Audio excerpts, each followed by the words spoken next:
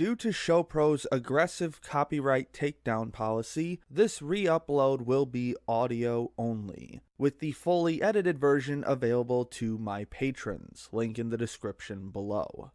Well, I can't say that I was particularly excited for Arceus and the Jewel of Life. The monumental disappointment of the last film and the wholesale negative reputation of this one left me very, very wary. Still, I at least had some hope since we're dealing with Arceus this time around. Did the movie manage to impress me despite its reputation? Let's take a look. Thousands of years ago, the creation Pokemon Arceus protected a village from an incoming meteor, nearly losing his life in the process. Fortunately, the efforts of a man named Deimos saved Arceus' life, and in return, Arceus gave a part of himself, the Jewel of Life, to Deimos so that his village would prosper. However, when the time came to return the jewel, Deimos betrayed Arceus, who went into a rampage and swore revenge on humanity. Back in the present, the actions of Dialga, Palkia, and Giratina have finally awoken Arceus from his slumber, setting his plans of destroying humanity into motion. And now Ash and friends must stop Arceus and uncover the hidden secrets of Deimos' past.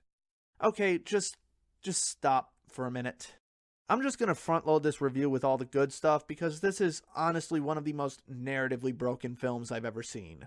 Okay? Let's go. I like that they made the first 3 Sinnoh films connect to each other narratively since it gave each subsequent film more weight and importance with its rising escalation. The initial introduction of the Deimos myth was pretty alright since it actually felt like a piece of world-building mythos, even if the film eventually ruined it, and I also like the message at the very end of the film about how humanity can survive through its own efforts without divine intervention. That's pretty much everything that's good about this one. Everything else is completely broken in all areas. For starters, you remember how I've been hammering on about the Lovecraftian power levels of these deity Pokemon for the past few films? This movie totally destroys that almost immediately by having some nobody summon Dialga out of a time portal in order to save Pikachu and Piplup. Let me say that again. Some person we've never met before literally summons the god of time to save 2 insignificant Pokemon. You think that's bad? Then strap in, folks, because this is just the tip of this shitberg. So anyway, this nobody named Sheena is apparently a descendant of Deimos, and I guess comes from a special tribe of people that can communicate directly with the hearts of Pokemon? I think?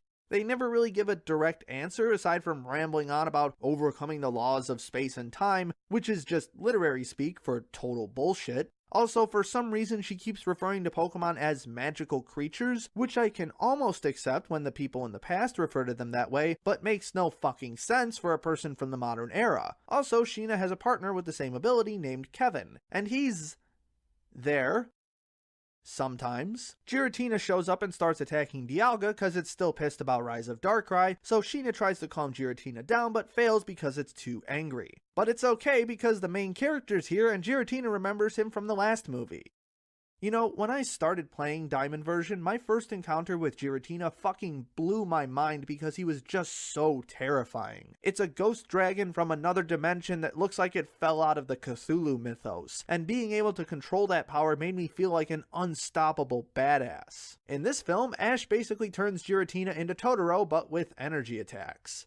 How intimidating. After a brief exposition on Deimos' legend and how all the deity Pokemon work, Arceus shows up and just starts tossing everybody around like ragdolls, which is to be expected since he's the god of everything. But the way they portray this fight gives it almost no weight or impact whatsoever. In Rise of Darkrai, I actually felt kinda terrified when Dialga and Palkia traded blows just because of how much energy was being given off and the sheer physicality of the fight. But this movie basically just turns the battle into a laser light show and I felt almost no weight whatsoever. So we're about a third of the way into this movie and it already feels like we've reached the endgame content, so how do we extend this to feature length? By going into the past, of course. I'm not going to pretend that I'm unbiased here, considering that time travel plots are one of my most hated tropes in cinema since they're almost never done well, but the jumbled nature and escalation of this film just makes me hate it even more. So we get to the past and see Deimos betray Arceus, and it's almost immediately apparent that it's the work of some other guy who we've never met before, because fuck making characters have responsibility for their actions, we need someone who's just straight up evil. Kids will understand that. We don't need to challenge them with anything that might resemble an actual person. Fuck, let's just bring Zero back from Giratina and the Sky Warrior, because that worked so well last time. From here until the resolution of the story, the film descends into this non-stop rambling of ideas with no coherent structure or message. I would like to go into detail on why it's all bullshit, but I'm working with limited time for this project, so I'll just touch on two of the major points. Firstly, Deimos completely ruins his own backstory by monologuing about his first experience with Arceus. The original myth made it look like Deimos underwent a huge Herculean task to retrieve all of Arceus' elemental plates and bring him back to life. In reality, he picked up one plate that was about 50 yards away, dragged it back to Arceus, and then Arceus just took care of the rest by himself. Because fuck effort too, I guess. Why work hard to prove loyalty and self-sacrifice to the deity that just saved your life when he can just do it himself?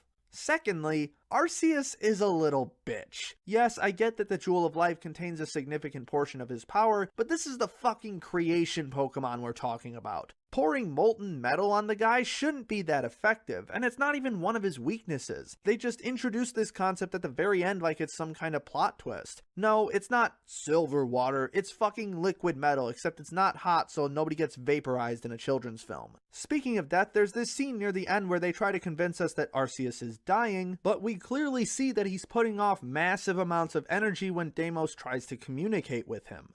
So, no, he's not dying.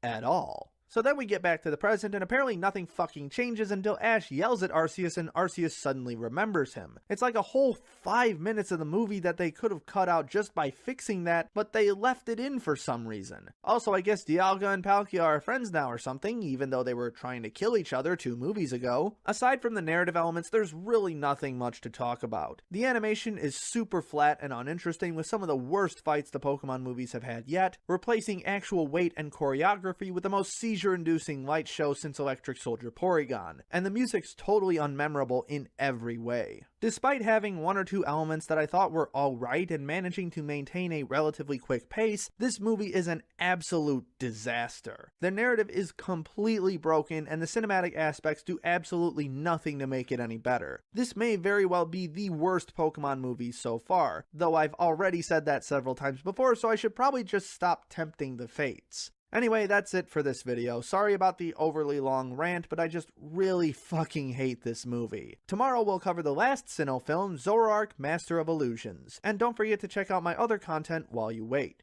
Special thanks to Jan Rogalski, Rourke Tinjoin, JJJ User, Kushina Minami, and all my other patrons for their generous support. My name is Ember, and I'll see you next time.